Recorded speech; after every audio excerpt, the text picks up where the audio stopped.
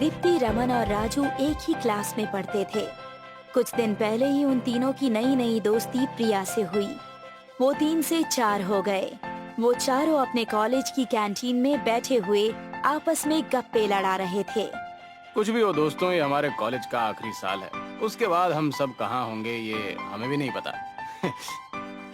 हाँ सही कहा रमन, सभी अपने अपने जीवन में व्यस्त होंगे। एक तरफ हम दोनों नौकरी के लिए खाक छानते फिर रहे होंगे और वहीं प्रिया दीप्ति किसी सुंदर लड़के के साथ विवाह करके अपने अपने जीवन में व्यस्त हो जाएंगी। हम तीनों मिडिल क्लास फैमिली से हैं, लेकिन दीप्ति एक रॉयल फैमिली से है। प्रिया की बात सुनकर राजू और रमन दोनों बुरी तरह से चौंक गए। दीप्ति, तुमने बताया नहीं कि तुम रॉयल फैमिली से संबंध रखती हो। इसमें बताने लायक क्या बात है यार? रॉयल फैमिली के लोग भी वही खाते पीते हैं जो मिडिल क्लास फैमिली के लोग खाते पीते हैं। पहली बार देख रहा हूँ कि किसी रॉयल फैमिली की लड़की गांधी जी के विचारों पर अपना जीवन व्यतीत कर रही है। तुम्हारे कहने का क्या मतलब है? अरे हमारे बापू गांधी जी के भी यही विचार थे, सादा जीवन उच्च विचार। दीप्ति, हमें अपने परिवार के बारे में कुछ तो बताओ यार। दरअसल मेरे पूर्वज अंग्रेजों के बहुत अच्छे दोस्त थे। मैं बचपन से यही सुनती चली आ रही हूँ कि जब भारत में अंग्रेजी शासन हुआ करता था, तब मेरे परदादा की दोस्ती महारानी विक्टोरिया से थी। फिर तो तुम्हारे पास पैसों की कोई कमी नहीं होगी। मेरे परिवार में पैसों की वास्तव में कोई कमी नहीं। गरीबी क्या होती है ये मुझे पता ही नहीं, लेकिन अब ऐसा बिल्कुल नहीं है। मेरे पिता ने शादी एक बहुत ही साधारण लड़की से की थी और मुझ में मेरी माँ के सारे गुण हैं। तो तुम्हारे माता पिता किसी बंगले में रहते हैं या फिर उनका कोई खानदानी घर या कोई हवेली है? नहीं, मेरे पिता पूर्वजों की हवेली में ही रहा करते हैं। वैसे अगर तुम सब चाहो तो मेरे घर पर कुछ दिनों के लिए रह सकते हो। मेरी माँ खाना बहुत अच्छा बनाती है और वो स्वभाव की भी बहुत अच्छी हैं। तुमने तो हमारी प्रॉब्लम ही सॉल्व कर दी दीप्ति। वैसे भी कॉलेज की 1 हफ्ते की छुट्टी है, हम सोच ही रहे थे कि छुट्टियों को कहाँ बिताया जाए। हाँ, राजू ने सही कहा, अब ये छुट्टियाँ कहीं और नहीं बल्कि तुम्हारी हवेली में ही बिताई जाएगी। वैसे तो तुम कोलकाता की रहने वाली हो ना? कोलकाता में किस स्थान पर बनी है तुम्हारी हवेली? काचेरवाड़ी। अगले दिन रमन, राजू और प्रीति दीप्ति की कार में बैठकर सीधे कोलकाता की ओर रवाना हो गए। उन सब ने कोलकाता जाने के लिए कार को ही चुना। रात के 11 बजे वो सब दीप्ति की आलीशान हवेली के बाहर खड़े हुए थे। हवेली के बाहर एक बड़ा सा गेट लगा हुआ था। वो तीनों आंखें फाड़ फाड़ कर दीप्ति की पूर्वजों की हवेली देख रहे थे।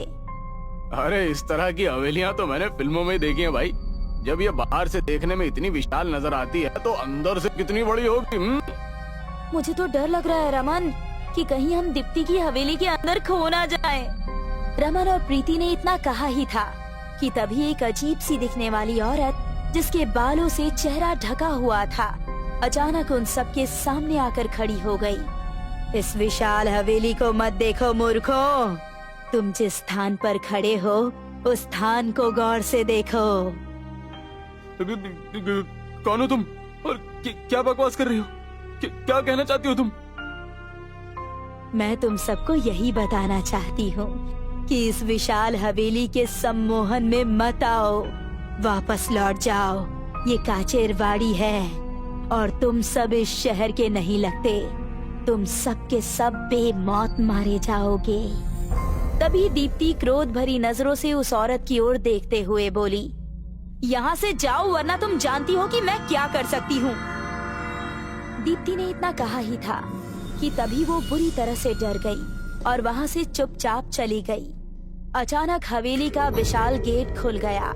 उन सब ने देखा हवेली के अंदर एक सुंदर अधेड़ उम्र की औरत उन सबको बहुत ही प्रसन्नता भरी नजरों से देख रही थी। मगर जैसे ही उस औरत की नजर दीप्ति पर पड़ी तो उसके होठों पर एक गहरी और रहस्यमयी मुस्कुराहट आ गई। दीप्ति अपने दोस्तों की ओर देखकर बोली, ये मेरी माँ है, इनका नाम है सुखमणि। ये सब कौन है दीप्ति? ये सब मेरे दोस्त हैं, कुछ दिन हमारी हवेली में रहकर एंजॉय करना चाहते हैं। हमारी काचेरवाड़ी में मेहमानों का बहुत आदर सत्कार किया जाता है। अपने दोस्तों को अंदर ले आओ। दीप्ति अपने दोस्तों को हवेली के अंदर ले गई। मगर जैसे ही रमन, राजू और प्रीति ने हवेली के अंदर प्रवेश किया, अचानक हवेली का मुख्य द्वार अपने आप ही बंद हो गया। ये देखकर वो तीनों बुरी तरह से घबरा गए। ये कैसे हुआ दीप्ति? हवेली का द्वार अपने आप कैसे बंद हो गया? तुम सब भी ना जरा सी बात पर घबरा जाते हो। भले ही ये हवेली बहुत पुरानी बनी हुई है, मगर कुछ समय पहले मेरे पिताजी ने इस हवेली की रिपेयरिंग करवाई है। यहाँ पर तुम्हें जितने भी दरवाजे दिख रहे हैं ना, वो सब ऑटोमेटिक हैं। दीप्ति की बात सुनकर सभी के चेहरे पर मुस्कुराहट आ गई। एक बार को हमें ऐसा लगा जैसे कि हम किसी भूतिया हवेली में घुस आए हों। क्योंकि भूतिया हवेली में ऐसा ही होता है ना कि कोई भी उसके अंदर जैसे ही घुसता है, अचानक से द्वार खुद ब खुद बंद हो जाता है।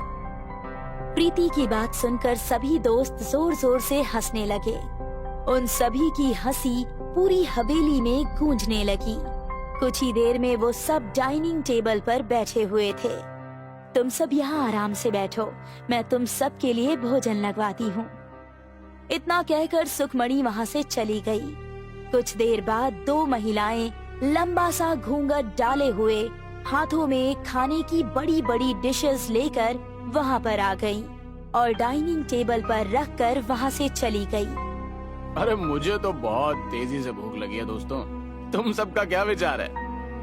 अरे नेकी और पूछ पूछ, भूख तो मुझे भी बहुत तेजी से लगी है। 15 घंटे के सफर ने मेरी हालत खराब कर दी है। मेरे पेट में तो चूहे बुरी तरह दौड़ रहे हैं दोस्त। यार तुम लोग कुछ तो शर्म करो। दीप्ति की माँ को तो आ जाने दो कम से कम। अगर हम सब उनके आए बिना ही ऐसे भोजन करने बैठ जाएंगे तो कहीं वो बुरा ना मान जाएं। और वैसे भी ये सब बैड मैनर्स में आता है यार। इतना बोलकर प्रीति दीप्ति की ओर देखकर बोली। दीप्ति जो कि बड़े ही अजीब से अंदाज में उन तीनों की ओर घूर कर देख रही थी।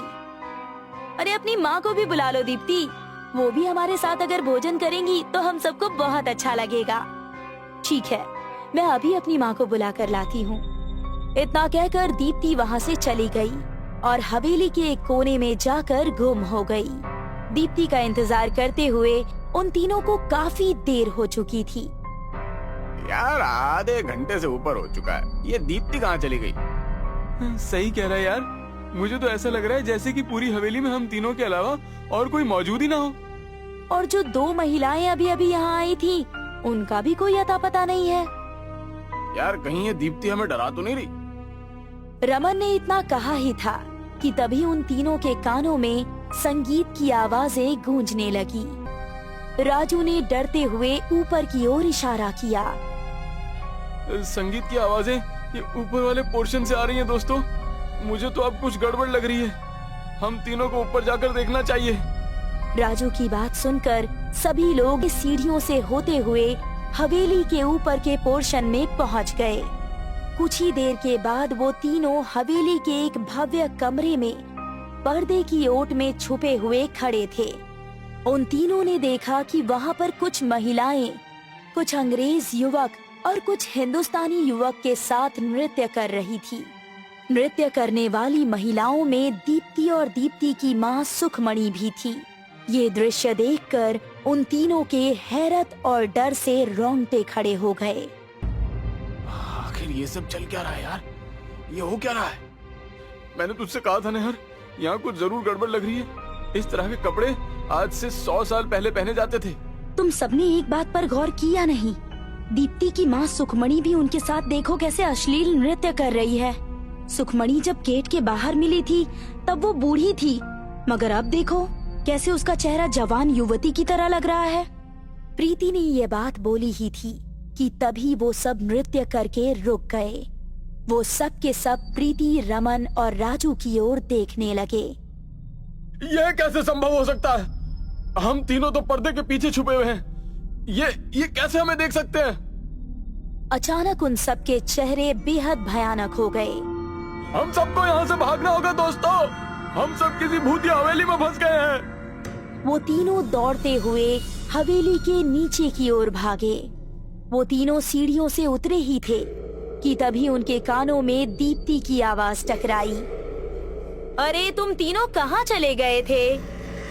उन तीनों ने देखा कि डाइनिंग टेबल पर दीप्ति और उसकी माँ सुखमणि बैठी हुई उन सबको प्रश्न भरी नजरों से देख रही थी। हम तुम्हारा यहाँ डाइनिंग टेबल पर कब से इंतजार कर रहे हैं। तुम तीनों कहाँ थे? चलो आओ, खाना ठंडा हो रहा है। दीप्ति के कहने पर मैंने तुम सबका मनपसंद व्यंजन बनवाया है। ये सब क्या हो रहा है यार? कहीं जो हमने देखा वो हमारा वहम तो नहीं है? वहम कैसे हो सकता है? हमने जो कुछ भी देखा अपनी आँखों से देखा। अरे वो सब सच था। अरे लेकिन अब जो हम देख रहे हैं वो भी तो सत्य ही है। प्रीति और उसकी माँ डाइनिंग टेबल पर बैठी हुई हमारा ही इंतजार कर रही हैं। जो भी हो, मुझे पूरा विश्वास हो गया है कि हम सब ने जो भी देखा वो हमारा वहम था।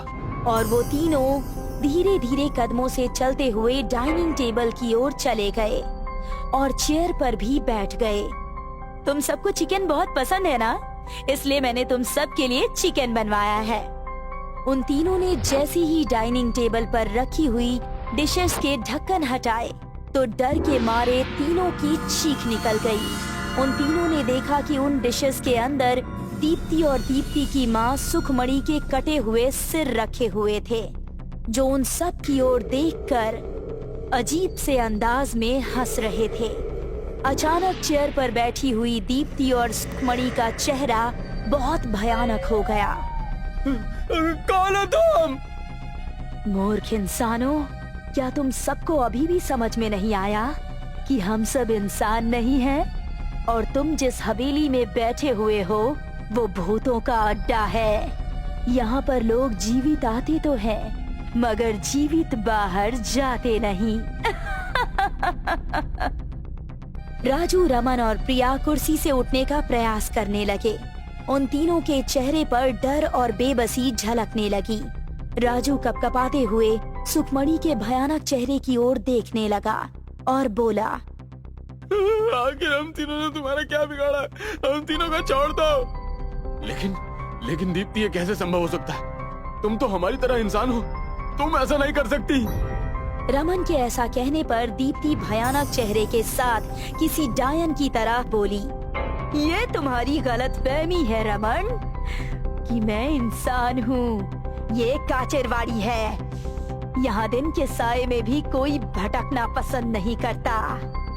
मैं कोई इंसान नहीं हूँ मूर्ख, मैं एक डायन हूँ। जब कोई इंसान यहाँ पर भटकना भूल जाता है तब मैं इंसान का रूप लेकर अपने झांसे में लेकर उसे खुद यहाँ पर लेकर आती हूँ। ये हवेली बरसों पहले अंग्रेजों की अय्याशी का अड्डा हुआ करती थी।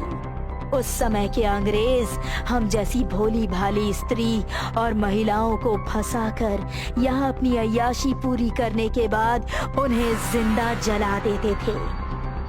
अंग्रेजों के जाने के बाद भी ये सिलसिला लगातार चलता रहा और उसके बाद यहाँ हम सब बेबस महिलाओं की आत्माएं भटकती हैं। सुखमणि ने इतना कहा ही था कि तभी देखते ही देखते हवेली के और कमरों से भी भयानक चेहरे वाली स्त्रियां निकलकर उन तीनों के करीब आने लगी और तीनों बुरी तरह से चीखने लगे। कुछ ही देर में उन तीनों की चीखें मौत की चीखों में परिवर्तित होकर शांत हो गई।